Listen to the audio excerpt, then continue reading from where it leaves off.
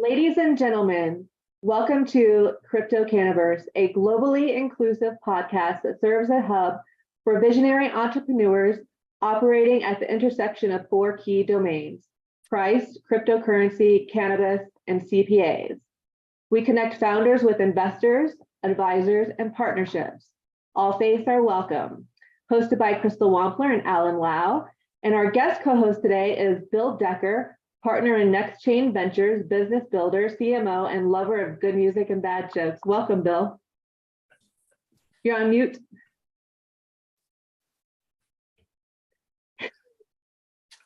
Thank you. Bill, would you take a minute to tell us a bad joke and introduce yourself a little bit? So let's see. You got three guys sitting on a bench, and they're all businessmen, and one says, I ship an order, and every time I ship an order, I lose $100. The other guy says, that's nothing. I ship an order and I lose $1,000. The third guy says, well, I ship an order and I lose $5,000. The other two guys says, how do you stay afloat? Because I keep 2 sets of books.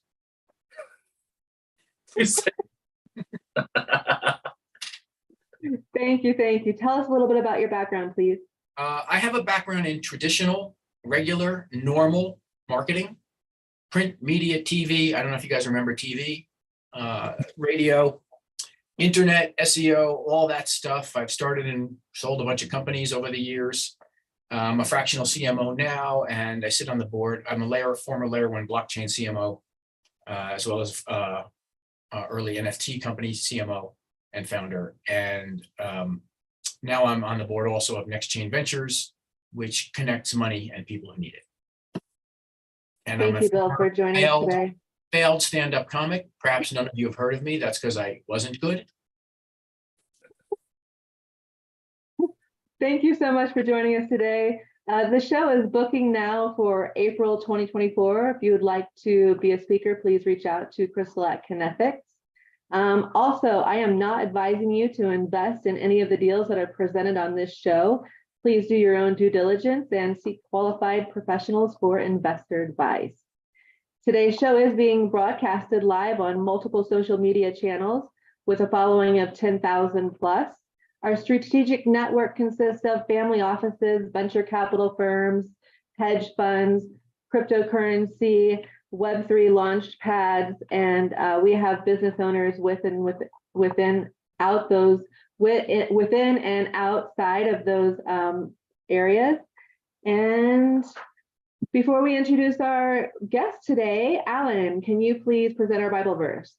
Yes, thank you so much for another week of CryptoCannaVerse, and thank you for everyone's time joining us. Today's Bible verse comes from Psalms 56, verse 3-4, and it says, "When I am afraid, I put my trust in you, in God, whose word I praise. In God I trust and am not afraid. What can mere mortals do to me?" I think this verse, we brought it up to our show before, and it really states to us, knowing that when there's times we need to make decisions where we need to, and we're afraid to make those decisions, or we feel like we're not too confident, just knowing that everything is in God's hands. It is God's plan that you're walking towards, and have trust and faith that He'll lead you into the right path.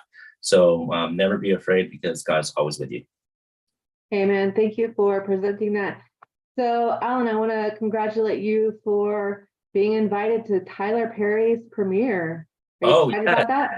I'm very excited about that. Very, very excited. Who are you going with? Some of our entertainment partners that are down south, as well as an investment banking firm. Nice.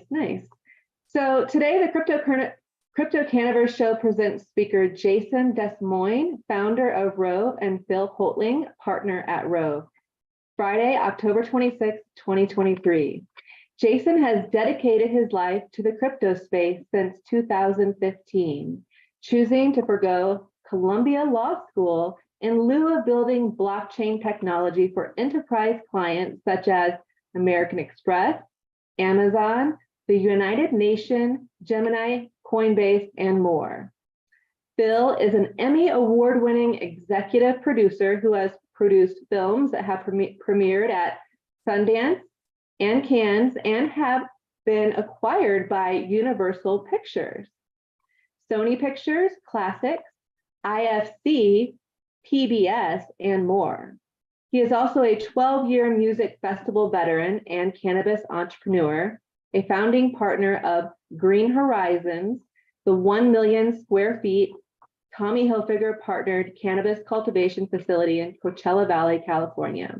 Welcome, Jason and Phil. Thanks for having us, Crystal. Great to meet everyone here and excited to kick things off. Wonderful. Thank you for joining us, Phil. We appreciate you guys. So let's start with Jason. Jason, can you tell us what you are building with ROVE and why you're excited about the social-fi industry brewing in crypto right now? Yeah, so a really quick overview with ROVE. We found an issue with the industry at large where actually the engagement that brands and artists are getting from their audience, despite the rise of social media, is going down. It's on a downward trend the last few years. And Web3 or blockchain technology actually offers a unique way to enhance that.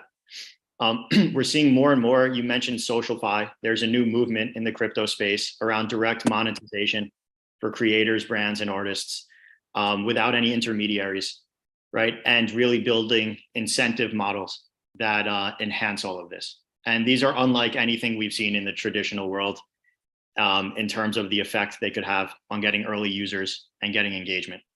So that's kind of the backbone around what we're building with ROVE. We define it as a platform for brands and artists to better engage their audience utilizing Web3 technology. Specifically, what that means is we built a mobile app where fans are rewarded for their engagement and their fandom. We're starting that with NFT ticketing. We have a very seamless solution for this, but it's a much broader ecosystem where brands and artists can interact directly, whether that's selling products, communicating, et cetera, all on chain. So that's an overview, and I'm really excited about what we've built and where we're headed in the future. So where I would ask you is, what's the differentiator? Because we've heard these before. There's a lot of them out there. There's this huge push. You said social-fi, which is a great term. So why ROVE? Sure. So number one, there's differentiators on the vision and the product. I guess we'll start with product, which is really important. ROVE is one of the only consumer crypto apps fully on chain that's approved by the App Store, right? So it's not some mobile web app where you need to connect wallets and do all these things. You download this for iOS and Android. You log in with an email and a wallet's created for you. We cover the gas, so users actually never need to hold cryptocurrency to transact in this. And we attach social profiles to wallets. So I'm sending Bill an NFT at Bill Decker versus his whole wallet address. These are really key friction points that we believed were untenable or not viable to onboard a mass audience that we solved for. And we're getting a lot of traction with that app today. So big differentiator, I'd say, on the product side. On the vision side, if you look at social-fi right now, it's really contained to just the crypto industry, crypto natives right now, and it's purely speculative. No one's been able to branch out and get normal people engaging in stuff that they love every day to buy into this in a way that makes sense and is holistic. It's not all these social tokens that go to zero. It's not all these NFTs that go to zero, right? It's a collective ecosystem where fans can get direct to the artists and brands they love, and value is exchanged both ways. So we think how we're thinking about this and what we've built are clear differentiators from what's out there so far. So it's interesting. You said your differentiator at first was on the product side. And I would actually use a little different language and say the difference is on the audience side. Because the product is out there, but the fact that you can go after, and I always use my mom as an example, right? She's 80. She's not going to learn about MetaMask and wallets and Coinbase. She just wants to hear Sinatra, right? That's all she wants to do. Yeah, you're absolutely right. And our goal, Bill, taking that one step further, is to give the benefits of Web3 or blockchain to the audience or to the users without them even knowing what's happening in the back end. So we don't believe there needs to be a future where you even know what chain something's on. I mean, I know you were an L1 CMO, but we're actually multi-chain with ROVE, right? So it was initially built on Solana. We've expanded to near. Same user login, you toggle between chains, but for the user, like it doesn't matter, right? You're not using crypto anyway, and you're getting all the benefits without the pain points. That's how we think about it.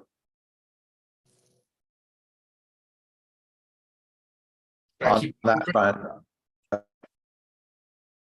So when I look at a business, I always like to look at four things. I look at the market, I look at the margin, I look at the management, and then the last thing I look at is the product, right? If you have an all-star management team, the product is almost secondary. So tell me about the management team you've got. Tell us about, you know, the margins you folks get. How do you make money? I mean, It's a dirty word, money. It's dirty. Ooh, money. No.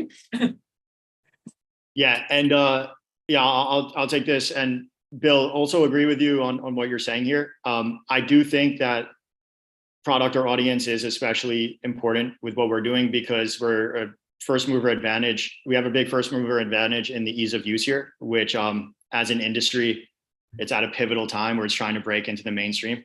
So we think that could help us a lot on the overall business versus like more traditional businesses. So you are right about that. But yeah, management. I mean, Crystal gave the backgrounds of Phil and myself. A lot of experience on the crypto side, sort of inside and out, not just building stuff, but understanding the landscape, how to navigate bull and bear cycles, how to ship products, how to get buy-in, right? How to deal with regulators. So much more than just kind of like building something and hoping it works. And then Phil's network, you know, is incredible, and I know he'll start speaking shortly. So that's we're kind of combining the best of both worlds here. Whereas we've seen a lot of these projects fail in the past because they're all crypto people who can't get real world buy-in, or it's all entertainment people who don't know the ins and outs of one of probably the most difficult industry right now in the world in terms of shipping things out of the US and staying ahead of the curve. We like to always be 10 steps ahead, which is why we started building a consumer app in 2021, back when like no one was really thinking about this. So that's the management. Margins or how we make money is we are getting primary, and we're getting transaction fees on the primary and secondary sales of all that we have within this app, whether that's ticketing or any sort of digital or physical product that are sold. And we could get more into that in a second. ROVE is taking a cutoff. We also, you know, have a token economy. It doesn't start that way. Right now, they're off-chain loyalty rewards, ROVE credits, but they will be on-chain. There's a lot of monetization that comes with that component as well. The margins are, you know, fairly substantial all around. And our main focus at first was getting users and traction, and now plugging in the monetization components with our V2. And yeah, I think management, margins, and product. Is there anything I left out there? So I've got the team. So interesting thing you said about building this user base. I always say build the road, and then you put the toll booths wherever you want. So I agree that is the actual path. Maybe you could talk about this idea of partnerships. I noticed that in your deck, you use that word, but that word means something different to everybody. Yeah. So yeah, brand partnerships or music partnerships. What does that mean? What does that look like? Yes. So we think about partnerships in two ways. It is a pretty broad term. You are right with that in that sense. When I said before, we're trying to combine the best of both worlds. We have partners on the blockchain Web3 side, like tech partners that allowed us to get where we are. And now we have a pipeline from the entertainment Web2 world, which was very reticent to join crypto after FTX in this whole bear market, right? Everyone was very skittish. That's starting to turn around now. So we kind of doubled down on getting our traction from within Web3, but now we have the existing pipeline to plug in Web2 into what we have. So it's actually a great funnel that we've created. But partnerships can mean, a few different things. We have tech partners. So we didn't build every single aspect of this natively, right? It would have taken 10 years and blown through our budget to do so. Right. So we had a very modular, big into composability, right? And that was our approach there. So for example, we worked with the best wallet providers, the best blockchains, in our opinion, the best, different components to bring this together in a unique way and still be first to market.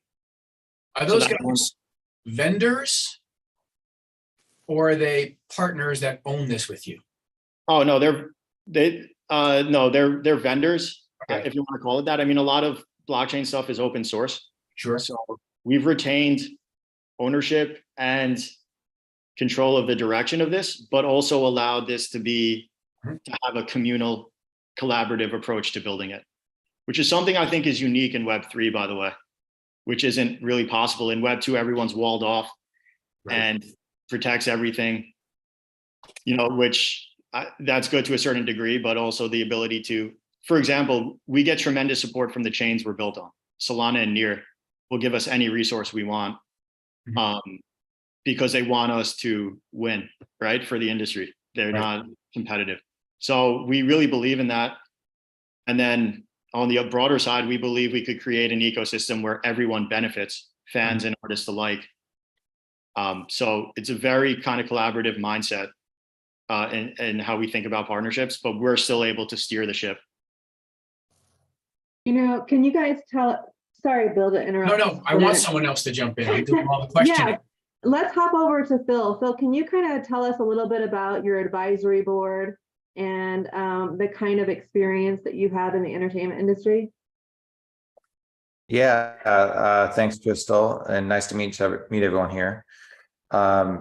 We assembled a pretty stellar advisory board early on with the idea that once our product is up to speed and can be used more widely, that the team would step in and open up their networks to this new technology for us. So we have really important people from the talent world, the music agency world, the film studio world, and crypto OGs and all that stuff too.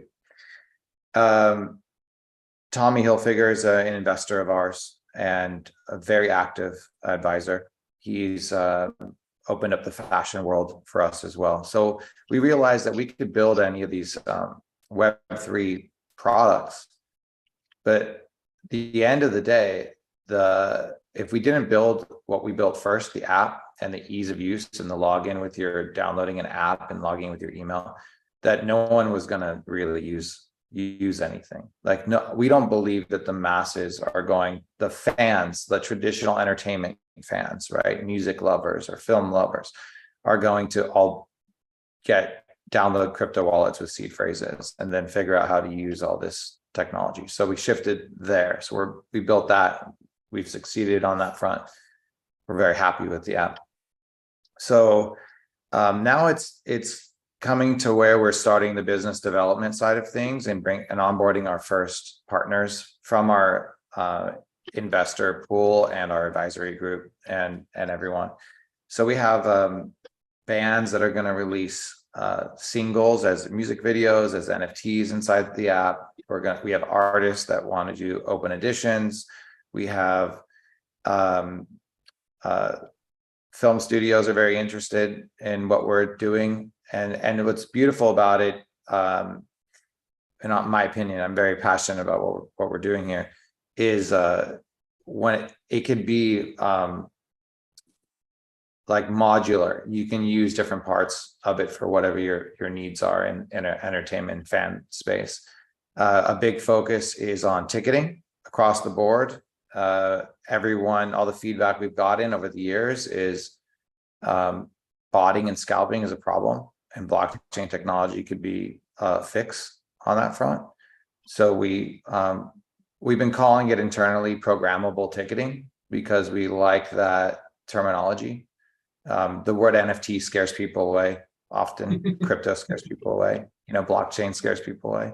Yeah. So we're really focused on how to bridge this gap with a wider audience and this technology. Because at the end of the day, where I come from in my background, I only know how to help and work with artists to build up artists, to build stages for artists, whether it's music festivals or finding the money for films and helping filmmakers or whatever it is. I just like to be pretty all over. But there's one core thing for me is independent art is not going to be around for forever unless there's new systems put in place. And we'd like to be a part of that to allow an artist or an artist to communicate with like 100 or 500 or 1,000 of their fans, like true fans, and just have that relationship with those people to know exactly who their fans are, who's bought tickets, who's bought merch, who's bought their albums, who's in the chat room, who's moderating, who's like active, who's promoting their stuff. There's no real way like across all the different social medias right now, like for an artist to know who really is their fan or who's just a number. And we're building what we think is that fix. So an artist can get through life and have a nice career by focusing on who their real fans are. And my background network and everything is just ready to go for when we are ready for them. So I always ask these questions, and I ask these 4 questions of any company. Who is the customer? What's his or her problem? What's your solution? Why is it better? And I have a problem in Web3 because when people tell me customer, they often don't mean it. A customer has to write you a check or send you money. Your customer is your biggest fan. Finance, do they have the money? Do they have the authority? And do they have the need?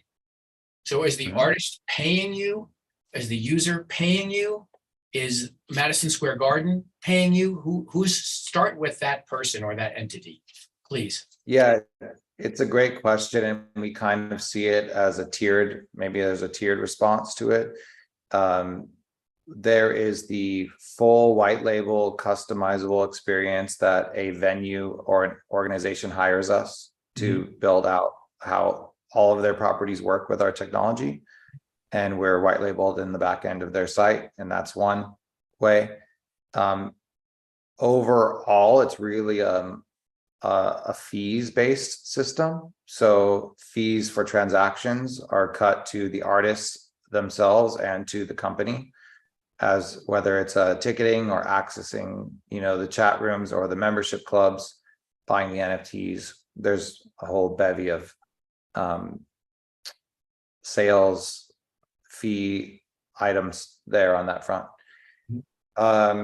So to who's the customer, I would say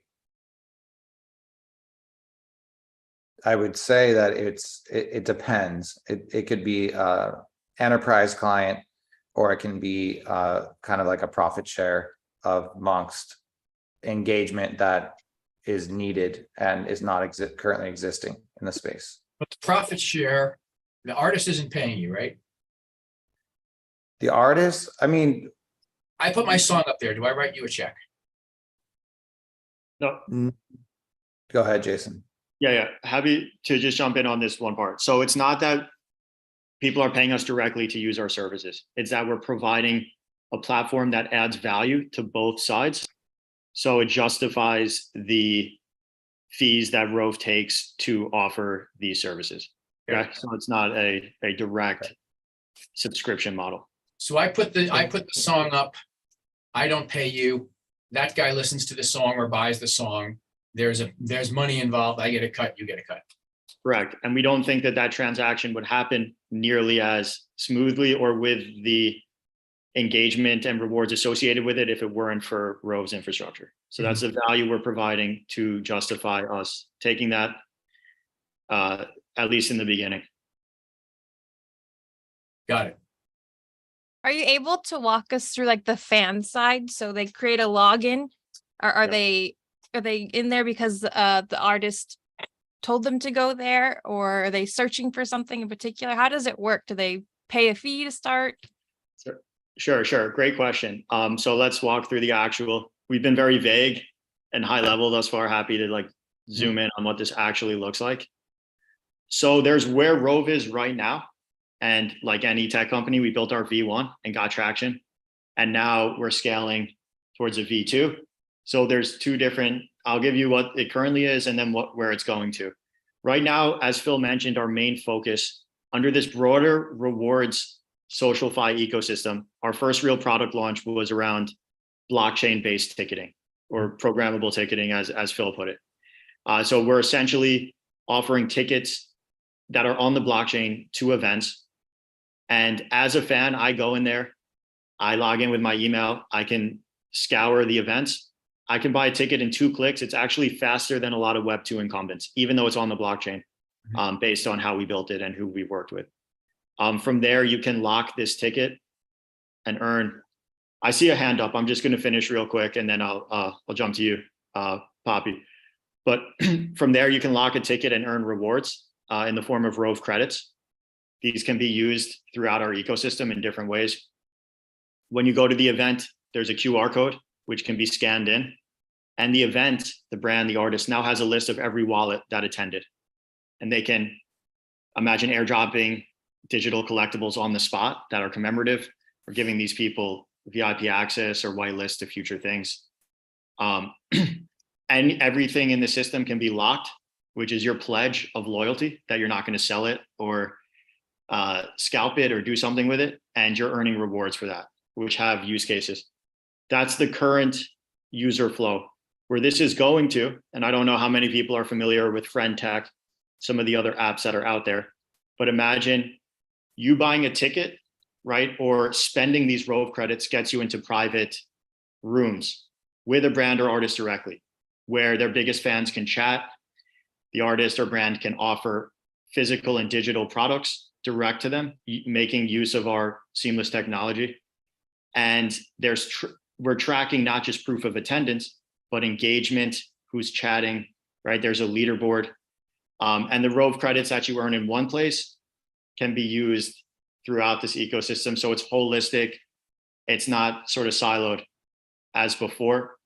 So that's kind of the broad fan experience, but then it gets into more granular activations.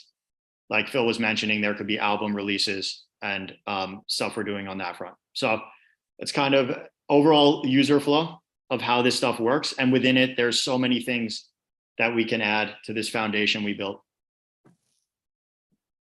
So why version 2 when is version 1 not adequate?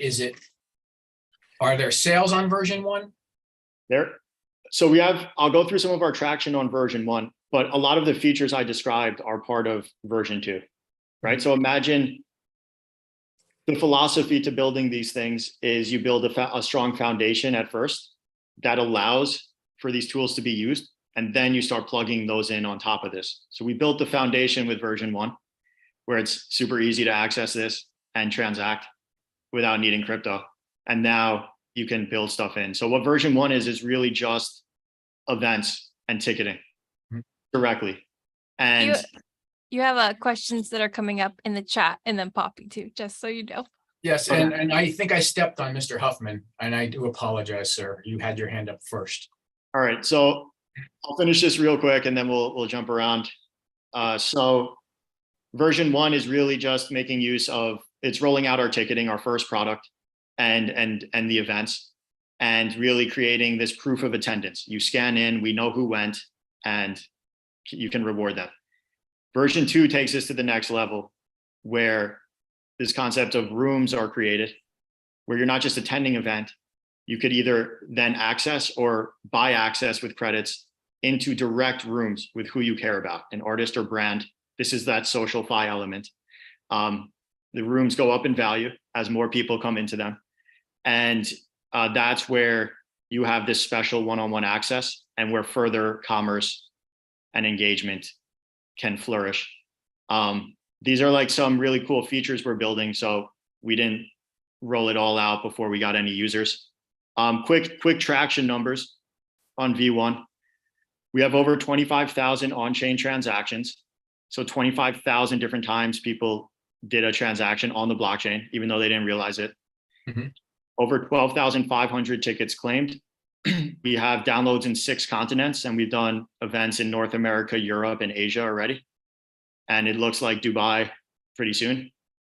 So a global feed here. We had 4.7 million ROVE credits transacted, which is super important because that's our token economy.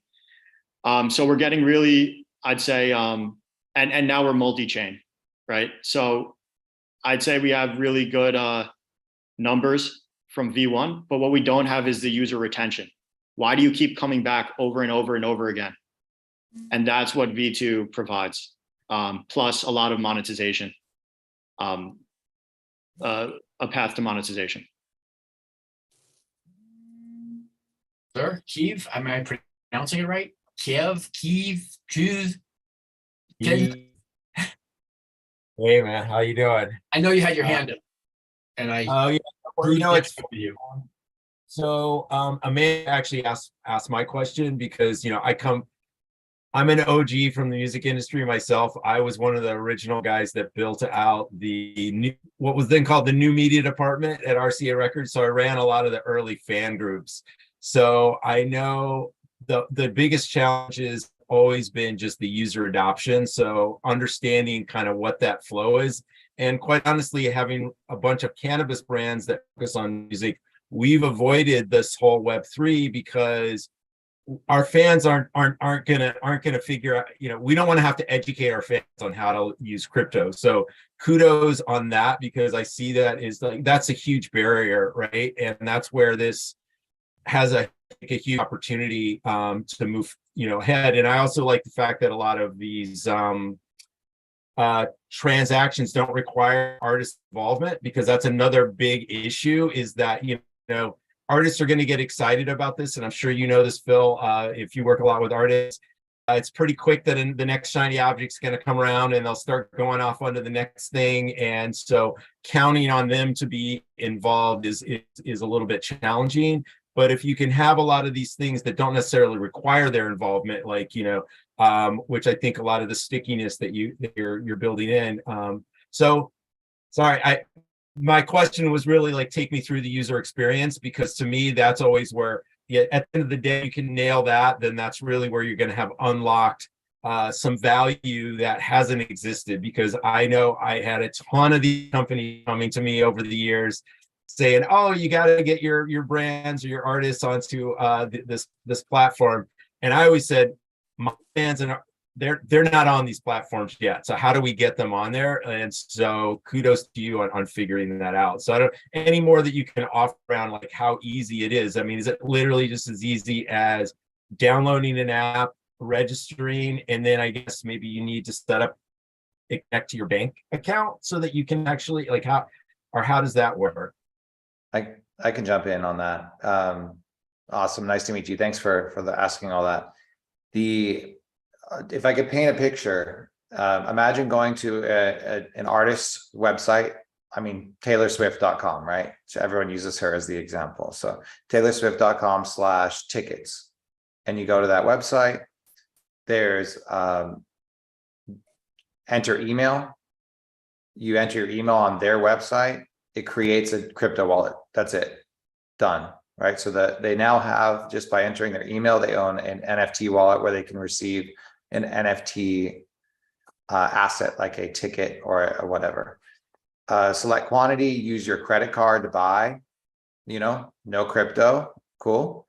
And then it says download the ROVE app to get into the concert, right? To access your ticket or to access the group chat that comes with the ticket. Because now the ticket with ROVE, it's alive. So if you own a ticket, you click on that, it opens a group chat of everyone else that owns a ticket in that concert. So you're chatting with each other. And like you said, the artist does not need to engage this community. But if they do engage the community, it's going to be better for them. It's going to be a cool thing for them. There's an optionality in our next version where you can put your t-shirt size in your profile. So attaching like a t-shirt size to a wallet address, an account. So the performer or the producer or promoter can know the size t-shirts of her merch of every single ticket buyer and attendee coming to their show. So they can pre-sale limited edition tour merch to their group there. That's just one of many things that they can do. We have another question coming from another bald guy. Poppy, you're on mute, and you're bald. I am bald. I'm not on mute anymore. And I do currently have a mustache. We're very observant, Bill. Very observant. Thank you. So I just I wanted to jump in and just firstly comment. I feel like there's a lot of value in the overall vision. I feel like how technology has evolved from artists being able to make a huge amount of money because of the internet not being around and file sharing and all of those applications in place, where it's transitioned into all of a sudden now everybody has access to all, music and films and all those type of things. So there's a natural progression happening where technology can develop to create, more of a solution for artists and consumers as well too. But I think that I feel like that one of the biggest values of the overall vision is the actual relationship creating and the actual authentic connection between artists and consumers. So if there's a way that can be focused on in the sales pitch, in bringing that to market and bringing that to artists, as I was hearing Phil was saying that it's a choice whether the artist or not, but if in less interested are able to have more connection to who their consumer is, like that the audience, people, all of those things, because I think there's a foundation created around that, and artists that don't actually look to create more of a foundation of actual connections with their consumers are fail in the long term, I believe. But also too, to become a lot more clear who your customer is and how you guys are going to make money do this. I think fundamentally, the vision is really cool, but the business has to be able to move forward and to get really clear of who that customer is and how to be made in that transaction, in that business flow. But yeah, I really wanted to comment on, I'm really big on creating relationships, and I know like the events and parties and festivals that I put on, it was always super important to connect with the audience and make sure artists were in the scene, not just showing up for an event and then leaving and commoditizing, completely their fan base. Because any artist that I actually didn't feel a connection to, I would never consume their products. But if I felt a connection to their music or to their art or their way of being, I actually, did stick around and consume whatever they put out and listen to them and create a connection. So I just wanted to share that just from a consumer side of things and just kind of some of the thoughts that came through for me, because I think the vision is really amazing. I'm just still not completely clear on, how you guys are going to sustain money and who your customers are completely. But so before we answer that, first of all, I appreciate this. Poppy, you're horribly breaking up. Oh, am I? Oh, I don't know if you're in Kazakhstan on KTNT, but I know I before the answer, I'd like Michael to jump in. I know, or Doc or Michael. I don't know what his name is. He has names. That guy over there, I know he has his hand up patiently as well. Oh, all good. So, thank you for recognizing me, sir. So I work with a lot of people in pop culture and independent film thing within the Web3 scene, because there are systems that are broken. Of course, if you're in film entertainment, you know how deeply broken the business end of that is. There is the concept of, Web3 and blockchain is here to democratize ideas, to democratize creativity, and to give people a platform. One of the things that I've found with a lot of these apps that are doing ticketing, and I know you have the version 2 out, but with the live events, I live in Kansas City, Missouri. And what I find oftentimes is, hey, it's a great live event out in LA. It's in New York. It's whatever. So you've got Tommy Hilfiger. That's awesome. But so you've got these partnerships with Lionsgate, and you might get some good bands within these scenes and these networks. But say my favorite band is Big Bob's Disco Biscuits out here in Kansas City. What's the onboarding process for smaller independent artists? Because what I see oftentimes is, I know people who are into comics, they've got a great comics platform. And I know some people are maybe doing another comics platform, and community member A is also in B, but when you get to 5 more things doing the similar thing, they fall off the map. So how are we going to actually, address fandom on the indie level? Because we talk about things like the t-shirts, put your t-shirt sizes. That's great. We've talked about things with the Film 3 community about, what are the features we can do? How are we giving 1 hour access with the director as part of the utility for this? And the problem is that a lot of these people, they have these ideas. They don't know how to build a platform for that. They don't know how to build the technology for that. So I do see a place where you can address this. But what is the onboarding going to be when you do the V2 to let these independent people come in, or are you focusing more on larger brands, Lionsgate, whatever, indie developers? Like, walk me through that a little bit. Yeah, for sure. That's a great points. The maybe this answers both in a way. So there's current models out there that are working from a financial perspective around like monetizing the group chat features. It's like, we're not reinventing the wheel here. Like, this is, token gating access to celebrity or important person or thought leader or whatever it is. And there's models out there that are bringing in millions of dollars of revenue on this already existing. There's a couple out there monthly. So the way we see it is, okay, let's do something similar to what's working for like crypto influencer type people, like on the internet, but with actual thought leaders, artists, and so on. And anyone that has any fans, right, like small or large here, obviously a big pop star coming in would bring instantly tons of their fans into our network. But it's also some of the first things we're doing are smaller, more indie acts that are simply putting posters around town with a QR code that takes us to a website that gives that a free NFT. So scan in, join my mailing list for a free NFT, so anyone can kind of use that technology. If they want to open their chat that has and Jason, I'll let you talk about how the financials work and like the price of the getting to the chats and stuff.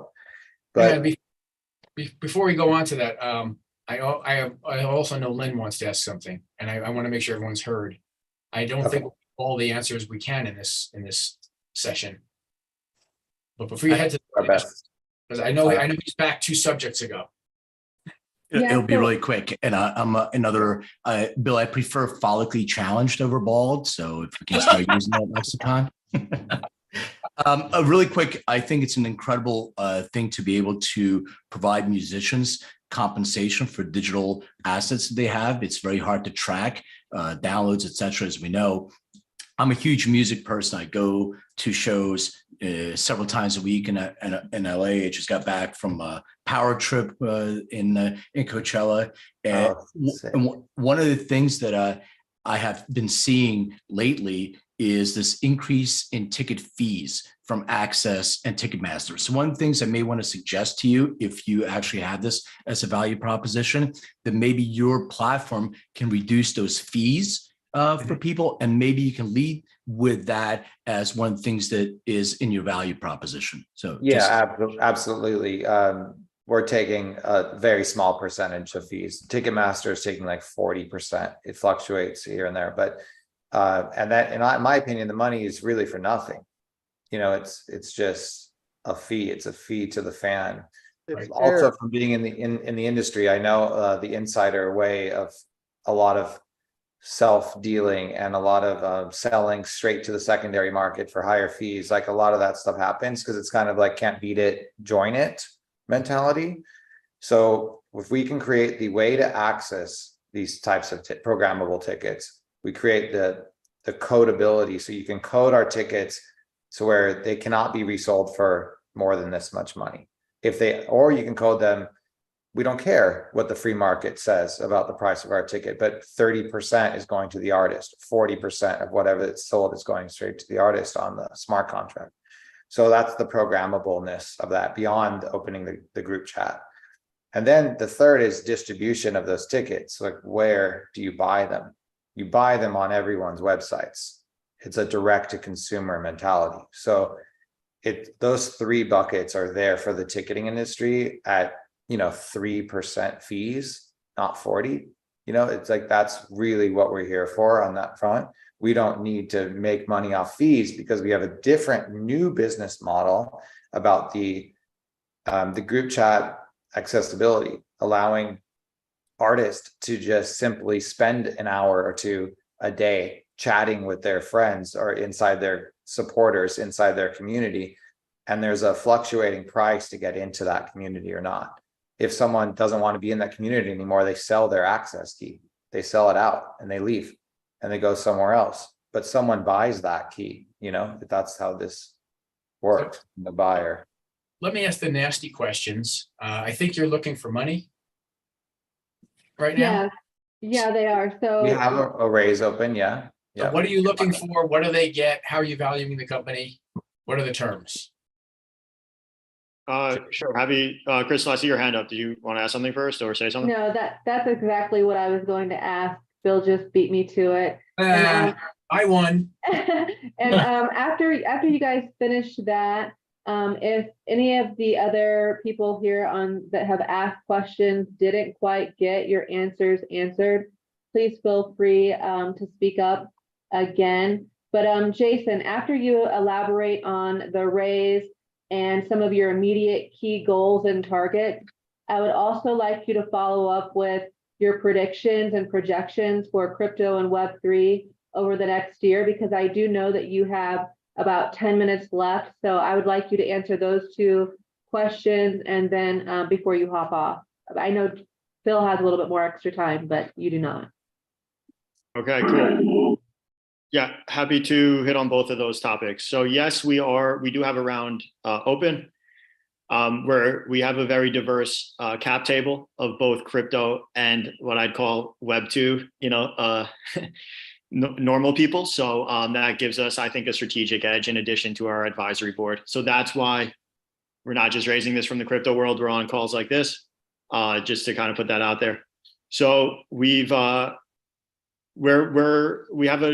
around 1.5 million left in our round, which was 3 million. So we've opened it up recently and closed half of that. The investors, the structure we're raising with is a SAFE, so traditional equity plus a token warrant. And we didn't get into that part as much but a lot of the value accrual will flow to a token that we have a full structure built out for that plays in well into this overall ecosystem. So one investment gets equal exposure into both of these instruments, the SAFE and the token warrant. They're both valued the same to keep it easy. They're both valued at 31 million. So that's post money on the SAFE and what's called FDV on the token, fully diluted value. Even though the market cap on the token will start a lot lower. So that's the terms. We previously raised 4 million midway through 2021. So close to 2.5 years ago. And now we're closing out this extension round of 3 million, which we've closed half of 1.5. So yeah, that's the details on the raise. I could jump right into crypto predictions, but I'm not sure if anyone wanted more clarity on that or had any questions on that part. What's revenue to date? Around 500,000 with more projected shortly. Sorry, one more time. What'd you say you've put into it so far? What have we raised so far? Yeah. We raised 4 million in our first 4 million. round. Okay. And 1.5 in this. Thank you. Was your evaluation done by a third party? Yeah, and yeah, we've kept the terms consistent. We also have, I think this is an important point to note that hasn't been brought up. We have a non-provisional patent on a lot of the Web3 ticketing that we've mentioned so far, which we think is pretty valuable IP, in addition to everything else that we've gone over so far. And then, yeah, I guess we could pivot to crypto predictions. if that's it on the raise. Well, so before we pivot, tell us what kind of strategic investors are you looking for? Yeah, I mean, it varies. Our big thing is we have a first mover advantage that we now want to scale up with. So this is no longer an idea. So we want to close capital and continue building out our product and onboarding users. So that's first and foremost. Within that bucket, Phil's mentioned Tommy Hilfiger. We have a bunch of crypto funds. We have people from the music, film, entertainment industries already in this. A lot of them are based out of the US so far. So I just did a trip to Singapore, and we're getting a lot of interest out of Asia. So our view is that our cap table kind of dictates a lot of, they're supposed to be value add investors, whether that's like global expansion or deal flow or advice. But with that said, anyone who wants to really participate in this vision, happy to have a call and see if it makes sense for both sides. Crypto predictions? All right, I'll Because yeah, I go ahead. actually, something you probably don't know, I can actually personally manipulate the price of Ethereum. So every time I buy it, it goes down. So then every time I buy it, you guys make sure you sell it, because I can do it with Bitcoin, Ripple, pick one. I just got to rub Bill's head for good luck. Bill is the Kramer of crypto. Jim Cramer, crypto. Yeah, so yeah, you don't need predictions from me. Just look at when Bill's making a move and do the opposite, I guess. Exactly. That's exactly what to do. Bill, can you make sure you post it prior to you putting that trade in? I will call you like 5 minutes before. How's Thank you. that? Thank you so much. Really appreciate it. All right, and I probably have a few minutes past 3, but I'm not going to give like price predictions or whatever. Not financial advice. Same disclaimer Crystal gave at the beginning of this. But yeah, I mean, I've been in the industry for a while, so I've been through quite a number of these bull and bear cycles. It's very cyclical and volatile, as you guys know. I think we're nearing the tail end of a bear market with the upcoming halving. But I don't think we're out of the thick of it just yet. Obviously, there's excitement with these ETFs, which I think will pass early next year. I think we will see like one more decent drop before then. But overall, what we're noticing on the ground is a couple of things.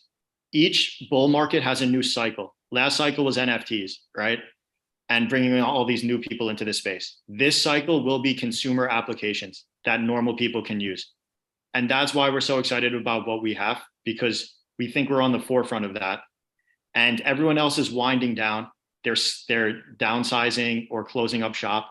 We're trying to scale up. And you could imagine what that could do for a first mover advantage heading into what should be a bull market. We're noticing more and more brands and people who were reluctant to join starting to come in now. All these layer ones, these consumer apps are starting to be built. So this is happening, even if Bitcoin isn't at 69K again, right? So it's all about seeing where the future's headed and getting in early, not waiting till it tops and then getting caught, which a lot of people do. We just got the 5-minute warning from Crystal. I'm sorry, and we obey Crystal. We like Crystal, we fear her. Did I just get cut off? All right. Is there Sorry. someone who has not participated that needs to? Brian, you're bald. You're in the corner there. You must have a thought on this. Join the bald club. So 1 second, Jason, what was your final thoughts on that? Because you're kind of sorry. mid. That's okay. No, I just said you want to get in early, and I think everything we touched on this call, like trying to be unbiased, but like these are this is the hot sector, the hot segment in crypto. So we think we're well positioned, and I think bright spots ahead, even though the macro is a little shaky right now. Thank you. So one last quick question. This is a show about cannabis. Phil, we know that you are an investor and founding partner with Los's company Green Horizons, which is the cannabis cultivation out of Coachella Valley. It's going to be 1 million square feet. Can you tell us a little bit about your vision for utilizing ROVE's Web3 technology for the cannabis space? Yeah, I'll touch on that quickly. Yeah, I've been working with Los since he got into the cannabis space. I think it's 8 years now. I still had my music festival at that time in LA, and I helped bring Tommy to that project and a lot of the other entertainment angles there. So the idea is we have a brand called Boast, as I know you're familiar with, Crystal. I don't know if everyone else knows that project, but Boast is a fashion brand since 1973 that we are launching the cannabis products for, but it also just needs, like, it's set up for a potential fan club management, brand consumer management for the cannabis space. So earn points for going to events, earn credits for buying products, ordering, signing up for things, staying active. Our product can be, ROVE can be used for touring musicians, filmmakers, writers that are, reading scripts of their fans, to brands of all types. So in the cannabis space, we have to build up a culture around the products. And we feel that ROVE is a nice tool for building up the culture and allowing access to various other entertainment properties that we're aligned with through knowing who our actual real supporters are from our technology. So that's just a high level, just barely touching on how we think that not only can ROVE work for cannabis brands, but all brands. We have a very big meeting next week with an owner of a lot of companies that is excited about working with ROVE as well, major brands. So yeah, I guess I'll leave it there on that front. Thank you so much. Before we wrap up, Alan, could you please close in prayer, and I'm going to go off live. We can finish your questions then. Yes, perfect. Thank you so much for everyone's time. Let's bow our heads and pray. Oh, Alan, my apologies, but Sorry. one quick second. Phil, Jason, please tell our viewers and listeners, investors, people looking for partnerships, where they can contact you quickly. Yeah, so if you want to look more into or contact ROVE, we have a website, roveworld.xyz, which is actually under construction for a new one, but you can see the old one there. We're most active on Twitter at ROVE World App, one word. We have an Instagram as well, not as active on it, but we will be more going forward. I guess, Crystal, we can give you our personal lines that you can circulate after if anyone wants to get in touch personally via email or social media or whatnot. Thank you. Yep. Alan? All right, let's bow our heads. Thank you so much for everyone's time. Heavenly gracious Father, Lord, another great week that you can bring some like-minded individuals and companies and groups together and communities and build this ecosystem together. Thank you, Lord, for having Phil and Jason come onto our show today to share about the project, their company that they have been on this journey and looking like they're pivoting into the next stage. And we really appreciate their time. Thank you so much for Bill and Michael here being in our presence. Seems like every week now to add a lot of value to help us out and help us grow. We've seen tremendous growth, and thank you, Lord, for Crystal and I just being your grace and mercy shown. The show has just been developing over the past year, where it's now continue to help us in all things that we do, lead us in the right path, and we know that the perfect timing that you will help us in anything that we need. In Christ's name we pray, amen.